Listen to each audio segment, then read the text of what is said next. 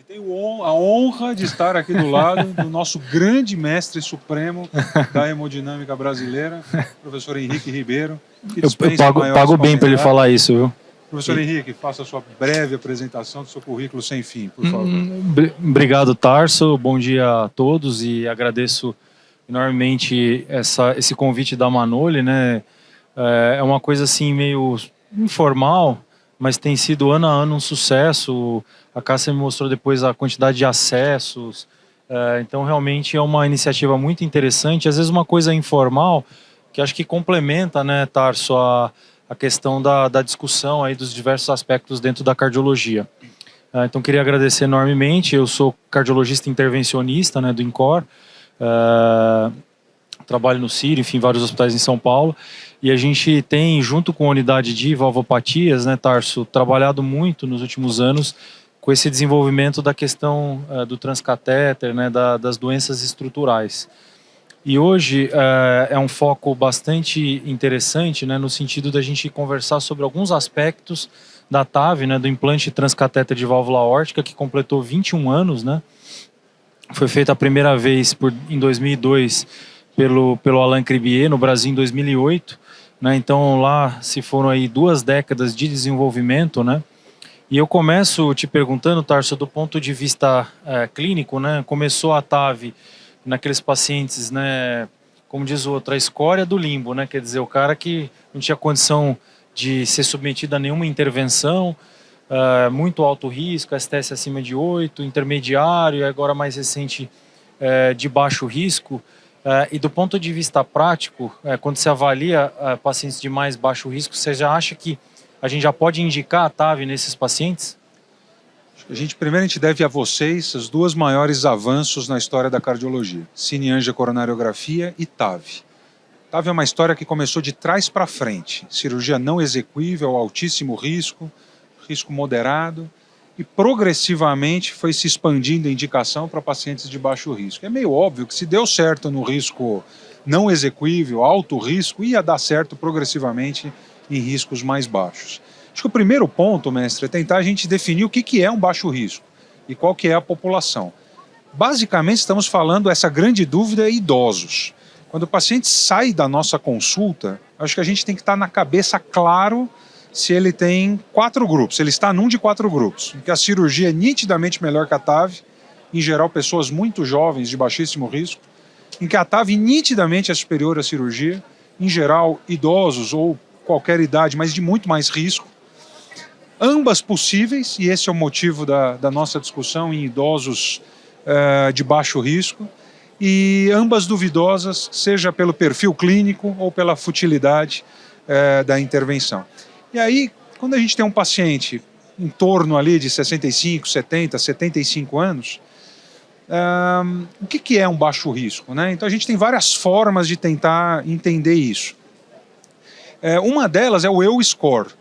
Então ainda existe a avaliação clínica, né? Tem uma tendência de se dizer que a avaliação clínica é muito pouco útil para a estratificação de risco. Sem dúvida, ela está longe de ser perfeita. Mas existe uma série de situações que não são contempladas em nenhuma outra ferramenta e que a sua impressão clínica vai ser fundamental para ver se esse paciente é elegível ou não.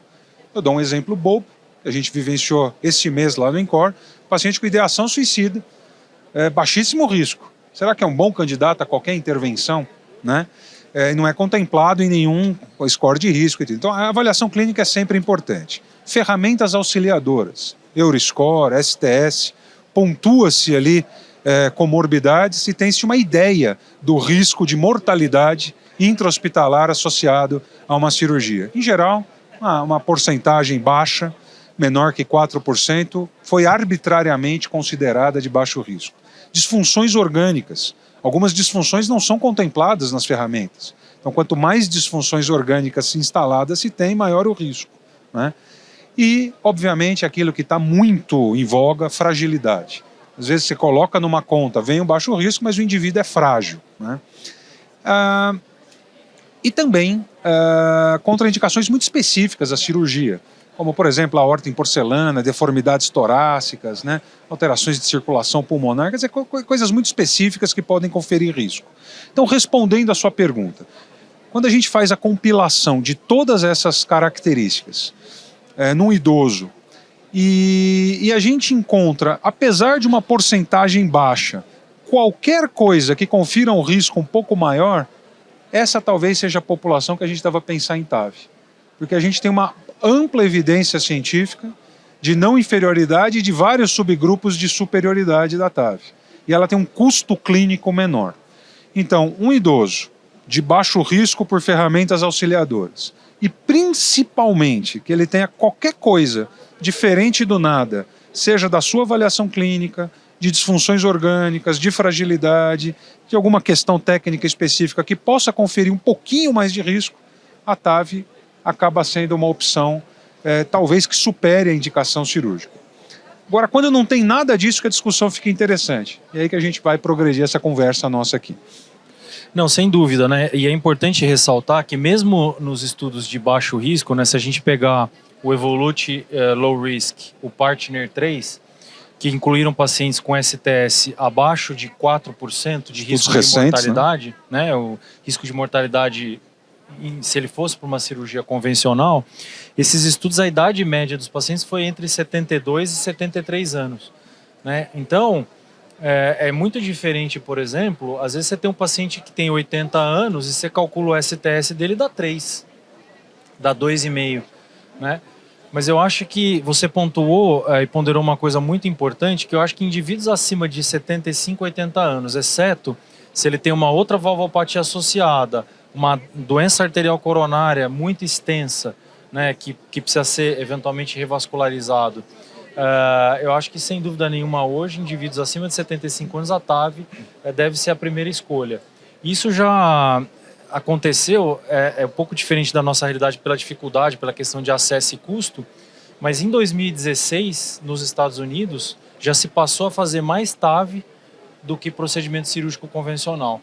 Aí alguém vai falar assim, então a cirurgia declinou. Declinou pouco. Não declinou mais do que 10, 20%.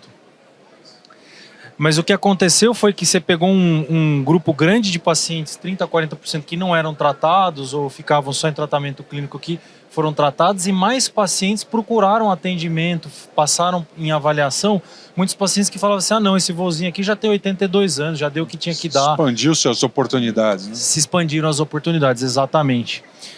E acho que outro ponto importante para ressaltar, né, que no nosso meio, a TAV entrou no hall da ANS, né, na saúde suplementar, em abril de 2021, depois de um esforço muito grande da Sociedade Brasileira de Hemodinâmica, a Sociedade Brasileira de Cardiologia, a SOCESP, as empresas, enfim, foi a 6ª vez que foi submetido esse procedimento para incorporação no hall.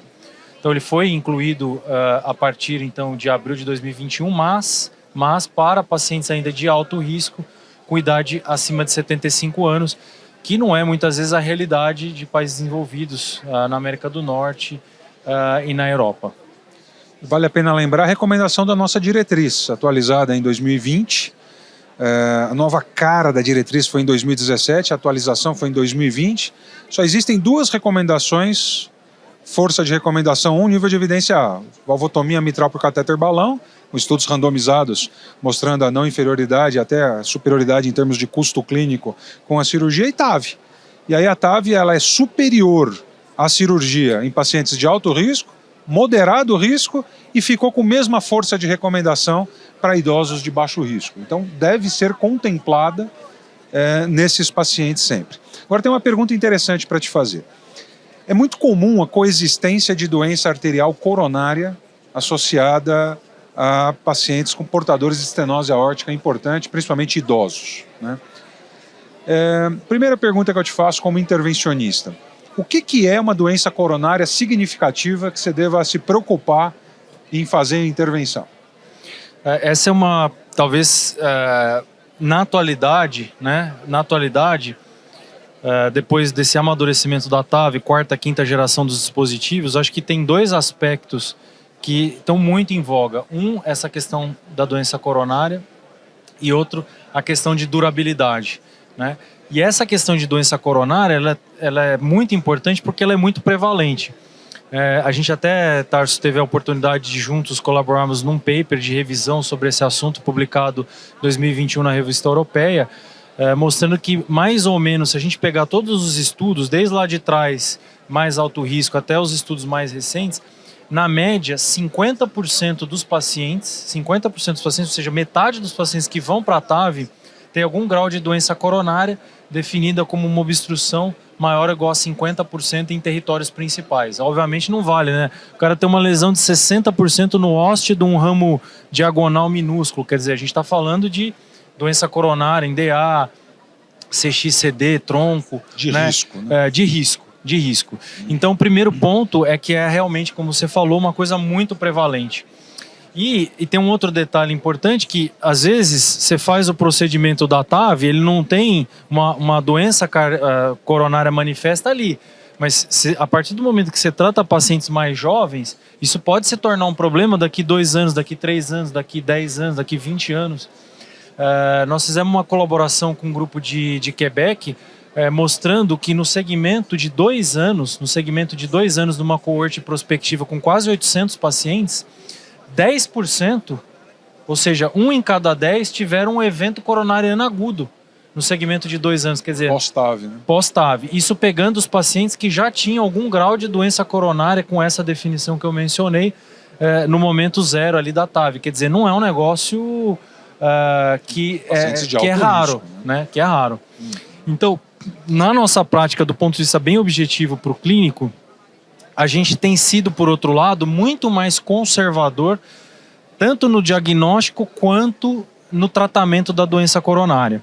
Então, em relação ao diagnóstico, muitos desses pacientes que vão para a TAV, eles já são submetidos a uma angiotomografia com protocolo para TAV, né, que é feita na fase sistólica do ciclo cardíaco. Então, isso é um ponto importante, diferente da coronária, que é feita na fase diastólica do ciclo cardíaco. Então, se a função renal não é um impeditivo, a gente já pede uma angiotomografia na fase sistólica e diastólica com coronária. Com isso, o americano chama de gatekeeper, né? Com isso, você já elimina a necessidade de cinecoronariografia pré-TAV em quase 50% dos pacientes. Chegando a 2/3, né? Chegando a 2/3 nos pacientes de mais baixo risco, porque a gente sabe que tem menos cálcio na coronária, né? Então a sensibilidade e especificidade, no final das contas, a acurácia, né, de excluir doença coronária significativa é maior com a angiotomografia. Então esse é o primeiro ponto. O segundo ponto em relação ao tratamento, o que a gente tem seguido na nossa prática é pacientes com síndrome coronariana aguda, com lesões mais críticas, acima de 70%, em especial acima de 90% em segmentos proximais de DA, CX e CD, tronco da coronária esquerda, acima de 50% a 60%.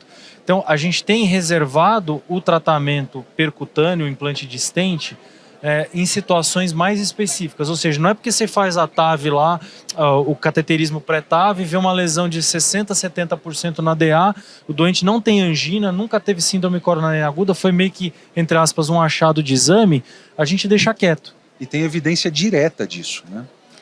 E tem evidência direta não só do benefício, mas a gente tem evidência do malefício. Por quê? Você implanta o stent, DAPT, dupla terapia antiplaquetária pós-TAV, aumenta, quase dobra no segmento de 2 anos as complicações hemorrágicas. Porque elas acontecem periprocedimento, mas 5 a 10% dos pacientes de TAV, isso é cumulativo, anualmente com DAPT tem um risco hemorrágico presente.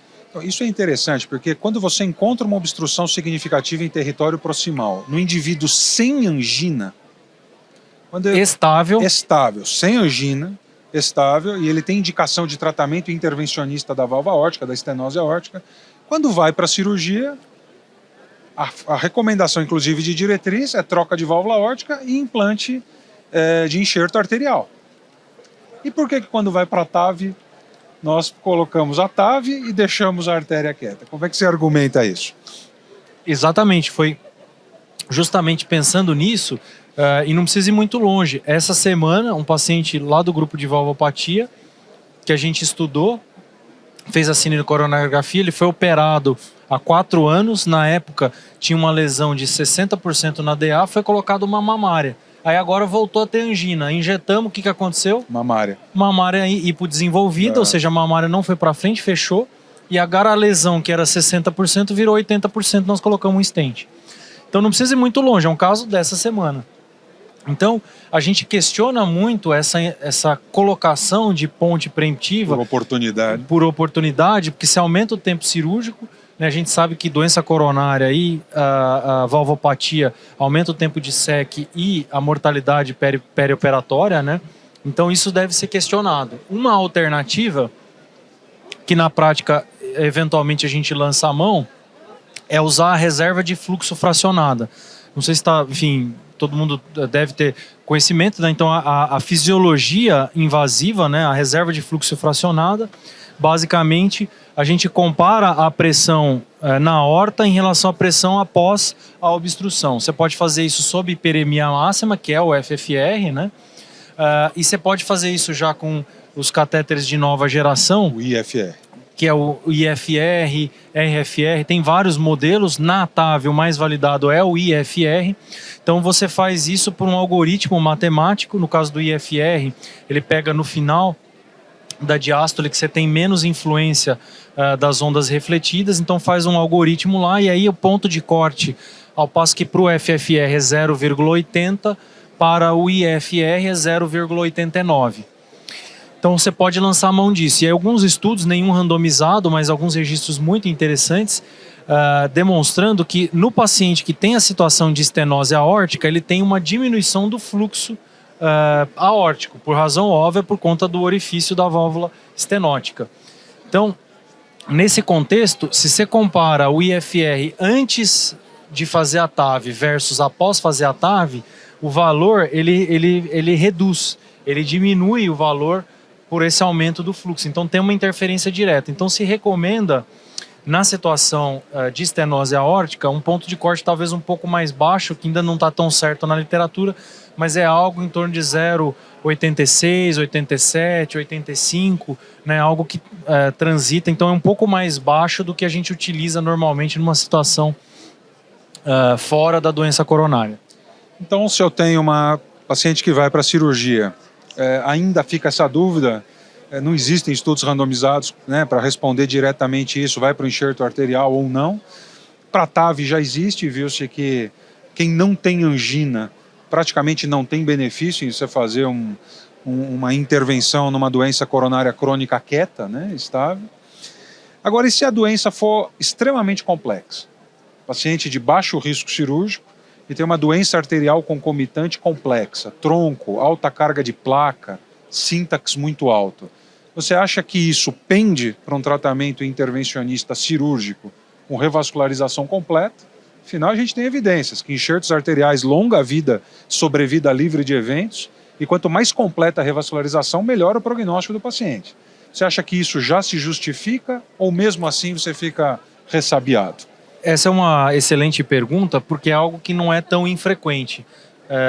Mais ou menos entre 10% e 20% dos pacientes que têm doença coronária dentro desse universo podem ter essa doença coronária mais avançada, mais extensa. Na nossa prática, é uma coisa que a gente não usa tanto do ponto de vista prático, mas do ponto científico é extremamente validado. Você pode lançar a mão do Syntax Score.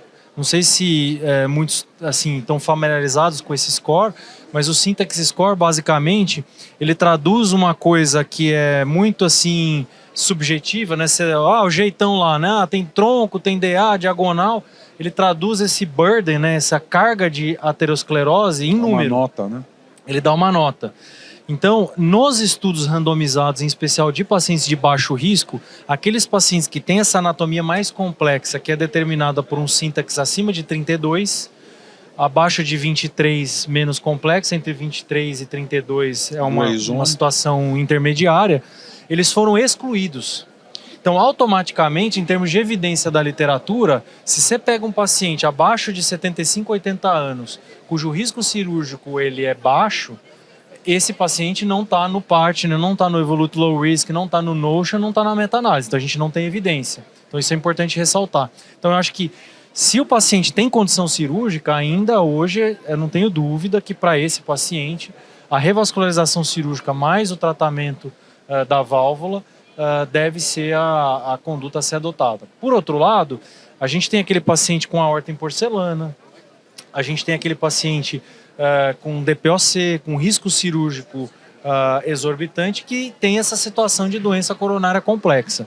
E aí eu acho que entra a individualização, né? De você eventualmente tratar aquilo que é realmente crítico, de repente trata tronco para DA, põe 1 ou 2 stents, faz o simples, o mais rápido possível, e eventualmente, se não são lesões críticas, o doente não teve doença coronária aguda, não tem angina, né? Esse doente, de repente, você tenta fazer a TAV com uma válvula que você tenha uma facilidade de acesso coronário, né? Que tem um frame menor, que no futuro você precisa acessar o ósseo da coronária seja mais fácil.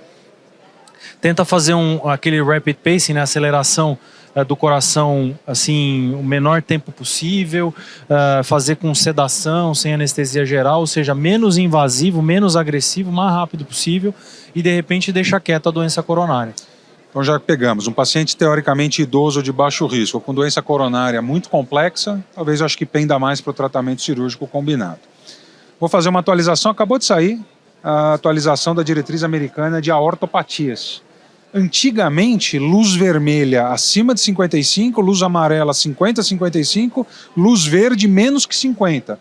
Essa diretriz baseada principalmente em 2 séries observacionais, em que diâmetros acima de 50 tem cerca de 15% de síndrome aórtica aguda por ano, mudou a estratificação das luzes. Luz vermelha agora acima de 50. Luz amarela, 46, 47 a 50. Luz verde tem que ser realmente diâmetros bem baixos, né? Por exemplo, paciente com estenose de válvula aórtica associado a um aneurisma, 48, 49, 50, 51. Você concorda que talvez penda mais mesmo para o tratamento cirúrgico, sendo obviamente ele de baixo risco? Excelente questão também, e não é infrequente, porque muitos desses pacientes com 80 anos, às vezes até válvula aórtica bicúspide, o cara já vem com isso aí há anos, e aí agora está em classe funcional 3, internado, edema agudo, congestão, e aí você precisa definir a vida do paciente. Então eu acho, sinceramente, que se é um paciente de baixo risco, mais baixo risco, e tem uma ortopatia associada acima de 50, talvez o tratamento penda mais para o tratamento cirúrgico. Por outro lado, se o paciente tem um risco cirúrgico muito elevado, e não tem uma ortopatia acima de 55, 54, a gente já tem evidência na literatura que a TAV pode ser uma opção com segmento de mediano de 2 anos, mas com pacientes seguidos até 4 anos. E, em especial, Tarso, com essas válvulas de nova geração. Essas válvulas de nova geração, expansíveis por balão, tem um flex do catéter que permite, que é muito frequente nesses pacientes com ortopatia, que é a aorta horizontal, né? Permite com que a gente coloque a válvula bastante coaxial em relação ao plano da válvula. Então, reduziu, por exemplo, uma complicação que se via com a SAPIEN XT, por exemplo, que a válvula fica meio desaxe, e aí a hora que você insufla o balão, a própria grade do stent pode romper e lesionar a via de saída do ventrículo esquerdo. E em cima, onde o balão fica desaxe, também podia injuriar a aorta, né, e levar uma dissecção, uma complicação maior. Então isso reduziu muito com as próteses expansíveis por balão e com as próteses novas de nova geração autoexpansíveis, algumas delas são reposicionáveis. Então você consegue, por exemplo, olha, reposiciona até 80%, checa se está funcionando bem, se ficou legal, não está vazando, etc. Tudo ok, libera a prótese. Se não está ok, você pode reposicionar até 3, 4 vezes com bastante segurança. Então tudo isso permitiu que mesmo nessas situações, né, de uma anatomia mais complexa, desde que obviamente o risco cirúrgico seja mais elevado, você possa tratar a fazer a intervenção na válvula. Aí você vai me falar assim, bom, mas aí você não resolveu a aorta. É um risco. Mas a gente está falando de uma situação extrema de um paciente cujo problema clínico atual é a estenose aórtica. A gente já teve paciente em comum, né, que às vezes o paciente não sai do hospital, não consegue receber alta, a aorta em porcelana, quer dizer, tem uma situação clínica de bastante risco. E para terminar, provavelmente nenhuma outra situação na medicina tem 24 trials randomizados controlados para extraírem conceitos para nos auxiliar a tomar conduta frente ao nosso paciente com uma TAV. É impressionante a robustez da evidência científica. No entanto, foram com válvula aórtica degenerativa. Com válvula aórtica bivalvularizada, bicúspide, tem uma grande evidência observacional de execuibilidade e tudo. Um adulto de baixo risco com válvula bivalvularizada. Você acha que o resultado dá um pouquinho mais de leak, dá um pouquinho mais de complicação paravalvar, dá um pouquinho de aorta, né? Um pouquinho mais de marca-passo? Você acha que o grau de recomendação é a mesma quando é bivalvularizado? Num paciente de baixo risco? Realmente é uma situação que a gente carece bastante de evidência. Um pouquinho mais de AVC, se não me engano. A gente carece de evidência de estudo randomizado. Então hoje, dentro da valvopatia bicúspide, a gente não tem nenhum estudo randomizado. Mas por outro lado, principalmente advindos do registro americano, o TVT, é um registro americano que hoje conta com mais de 250 mil pacientes. E eles conseguiram isso porque nos Estados Unidos, para o médico e o hospital terem o reimbursement do seguro privado, eles são obrigados a mandar os dados de 30 dias do procedimento transcatéter, ou seja, se ele não mandar o dado e que seja acurado, ele não tem o reimbursement, então praticamente isso obrigou que todos os centros nos Estados Unidos mandem esses dados. Isso permitiu com que eles fizessem uma pleiade muito grande, né, de publicações, e a maior delas tem 5 mil pacientes. Quer dizer, então 5 mil pacientes para um procedimento, mesmo não sendo randomizado, é algo bastante robusto. E o que eles viram lá nessa casuística? Que mesmo naqueles pacientes com idade abaixo de 80 anos, então a mediana de idade, né, nesse estudo era em torno de 73, 74 anos, né? Então, nesses pacientes de baixo risco, com idade acima de 70 e abaixo de 80, com as válvulas transcatéter de nova geração, que foi principalmente a SAPIEN 3 e a Evolute Pro, que são dispositivos que têm uma saia externa, né, que funciona como se fosse, entre aspas, um veda-rosca, né? Então, quando você vai conectar um cano, né, você passa lá aquele branquinho ao redor. Então, eles desenvolveram isso para o transcatéter. E com esses sistemas que permitem uma maior coaxialidade, o desempenho da TAV, quando a gente compara tricúspide versus bicúspide, mesmo nessa situação de pacientes de mais baixo risco, teve um desempenho igual em termos de vazamento paravalvular. Quer dizer, tem uma diferença que, mas ela é muito pequena, e alguns desses desfechos até perderam relevância estatística em termos de diferença. Perfeito. Eu acho que um outro ponto importante, que nem todo paciente bicúspide é igual. Então, um estudo que até a gente participou no INCOR, liderado pelo grupo do Raj Makkar no Cedars-Sinai, nos Estados Unidos, muito interessante. Eles pegaram pacientes bicúspides que tinham uma angiotomografia de altíssima qualidade pré-procedimento. E aí avaliaram 3 aspectos. Avaliaram a quantidade de cálcio, a distribuição do cálcio e a presença de cálcio na RAF, que a gente sabe, né, Tarso, você sabe até melhor do que eu, que a grande maioria dos pacientes bicúspides tipo 1. São Sievers tipo 1, né, que são os chamados bicuspidizados, né, que tem a fusão da RAF, principalmente do direito com o esquerdo, que é a mais frequente. Então, o que eles viram nesse estudo? Que quando o paciente tinha uma carga de cálcio, de calcificação muito excessiva, né, dos folhetos valvares, e quando isso estava associado com uma calcificação da RAF significativa, esses pacientes evoluíram pior. Foram esses que complicaram. O dobro, né? O dobro de mortalidade por ruptura de anel, leak paravalvular. Então hoje, quando a gente vai avaliar esses pacientes de mais baixo risco, a gente vê, além da anatomia para TAV, diâmetro do anel e etc., a gente vê muito a angulação da aorta, o diâmetro da aorta e essa questão das calcificações. Então, quando você tem um paciente que tem uma aorta dilatada, tem uma aorta muito deitada, ou que tem essa associação entre calcificação exuberante mais calcificação da RAF, esses pacientes vão mal para a TAV. Então, se ele tiver condição cirúrgica, a cirurgia para essa situação é melhor. Perfeito. E a última pergunta para a gente terminar aqui o nosso bate-papo. Quando você vê a diretriz, e um paciente vai para a cirurgia e recebe uma prótese biológica em posição aórtica, uma força de recomendação 2A, e você deixar esse indivíduo com antiagregante. Agora, quando ele vai para a TAV, uma força de recomendação 1, em ritmo sinusal, sem stent, deixar um antiagregante. E aí tem as variações, quando ele tem FA, stent, etc.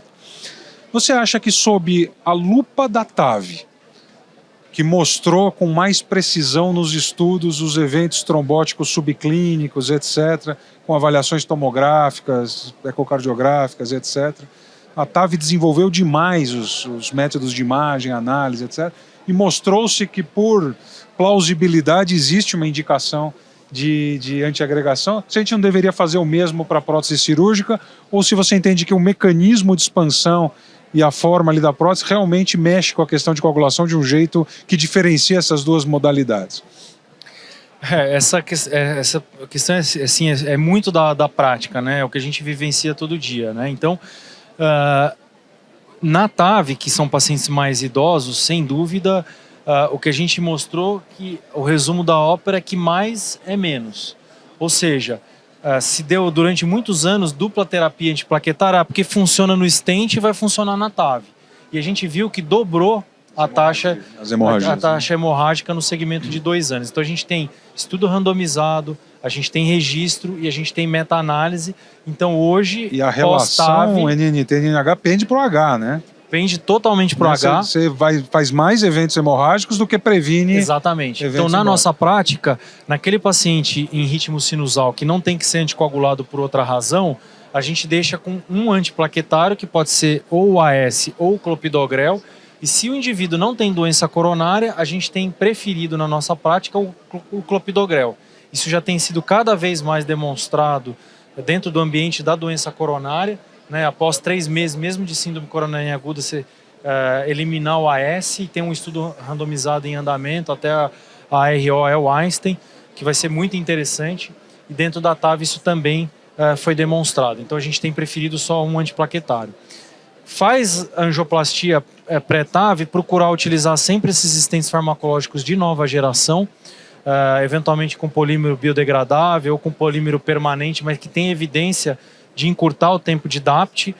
Tem vários, né, Zeiss, Resolute, enfim, todos esses que na maioria dos hospitais no Brasil a gente tem disponível, e a gente tem evidência com 1 e 3 meses. Se não tem tanto problema, a gente deixa 3 meses, depois já suspende a dupla terapia antiplaquetária, e nunca no paciente que é anticoagulado a gente associa também o antiplaquetário, né? Se fez isso muito no passado. O doente já é anticoagulado por FA, usa lá seu Eliquis, seu Xarelto. Se acrescentar o antiplaquetário também aumentou em mais de 2 vezes a taxa de sangramento. Só que, por outro lado, né, se tentou, por esse risco trombótico, né, teórico, né, que assim na prática não é tão frequente, clínico, né, se manifestar do ponto de vista clínico, é menos de 5%. Quando você deu anticoagulação profilática, piorou também, o estudo foi interrompido antes, então a gente não indica. A questão do paciente cirúrgico, já é um pouco mais complicada, porque o paciente cirúrgico, ele é muitas vezes um pouco diferente do paciente da TAV, né, cuja média hoje de idade dos pacientes que são tratados no Brasil de TAV, no registro brasileiro, a gente vai até estar terminando a compilação do RIBAC, que é o registro brasileiro liderado pela Sociedade de Hemodinâmica, que já está com quase 5.000 pacientes. A gente vai conseguir uma publicação aí com pouco mais de 3.000 pacientes, e o que a gente vê é que a idade tem diminuído, mas ainda é próxima de 80 anos, é 78, 79, 80 anos, essa é a nossa realidade, né? Então esse paciente, o risco hemorrágico, ele é muito alto, né? Só que o paciente que vai para a cirurgia muitas vezes tem 60 anos, o risco hemorrágico, ele é relativamente baixo. Só que, por outro lado, a evidência também é fraca. A gente não tem um grande estudo randomizado, bem definitivo. A gente tem uns em andamento. Será que a gente, se não fizesse as tomos, como se fizeram nos pós-TAV, a gente não começaria a identificar os fenômenos, né? E que talvez sejam subclínicos e não relevantes. Mas é algo... Mas é uma coisa interessante, Tarso, porque 13% dos pacientes que vão para TAV e mais ou menos 12% dos cirúrgicos, isso foi uma exigência do FDA americano, tanto no Partner 3 quanto no Evolute Low Risk, teve um braço de 400 pacientes em cada estudo, Com tomo, né? 200 cirúrgico, 200 TAV, com tomografia, mostrou que 13% no TAV, 12% no cirúrgico, tiveram algum grau de trombose do folheto que o americano chama de HALT, né? Que é hiperatenuação e espessamento do folheto. Só que, será que isso vai ter um impacto em durabilidade? A gente não sabe. Metade desses pacientes, 44%, tinham HALT com 1 mês pós-TAV, 2 meses pós-TAV, aí repetiu o atomo com 1 ano. Aí, 40% a 50% dos pacientes que tinham com 1 mês sumiu, desapareceu sem fazer nada. E aí e outros com 1 ano apareceram que não tinham. Quer dizer, então é um fenômeno dinâmico que a gente não sabe nada. Uma relação, mas não sabe se tem uma correlação com o prognóstico. Ou seja, se o trade-off de anticoagular em relação ao risco hemorrágico, se vai valer a pena em termos de durabilidade, pensando que a mediana de tempo de durabilidade dessas próteses hoje em dia é em torno de 10 anos. Bom, tivemos aqui uma belíssima explicação do professor Henrique Ribeiro, que é um ícone da nossa sociedade. Alguma pergunta de vocês? Alguma curiosidade? Algo que vocês queriam relembrar? Tudo tranquilo? Henrique, queria agradecer demais sua participação, agradecer a Manoli pelo convite aqui desse sarau, a presença de vocês. Parabéns, obrigado pelos comentários, viu? Um grande prazer estarmos juntos. Obrigado, Tarso, obrigado a Manoli aí e muito bom congresso aí a todos. Esse que promete ser o congresso que vai bater o recorde, né, de inscrito da SOCESP. Obrigado, mestre, parabéns.